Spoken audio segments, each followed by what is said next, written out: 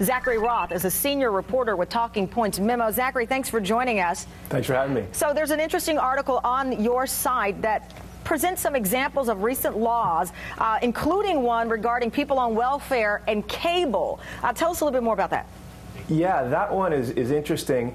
That would cut people off from welfare benefits if they spend any money on cable TV or on alcohol or on cigarettes. I guess under the idea that if you're so poor that you're on welfare, you shouldn't be spending money on that stuff. That's only one of the laws you alluded to. Of course, there's the birther law, which hasn't yet become a law, but was approved initially by the Arizona House, which would require a presidential candidate to submit to prove their citizenship, and we all know who that's directed to. There's a law that allows people to carry guns into restaurants and bars, so you know what could go wrong there, I guess. And there's a law that would cut poor kids off, that cuts poor kids off from health insurance.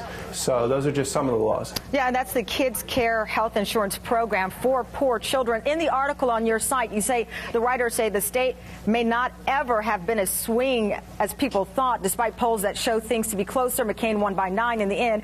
Arizonans are leaving both parties in droves to become independents, though they're leaving the Democratic side faster. What is the climate in Arizona? Here you have a state that could be one of the first with a dominant population of Latino and Hispanics. Is that perhaps why we're seeing this conservative push be so appealing with people there? That may be part of it. I mean, one of the ways you can see it also is in John McCain's re-election race, where he's having to run very hard to the right. He's always been known, of course, as a sort of more moderate senator, but he's having to run very hard to the right against the conservative challenger, even calling recently for the military to be brought out to protect the border with Mexico. So that, you know, there's signs of it all over. And another interesting thing to think about is Arizona was one of the states that was hit hardest by the mortgage crisis.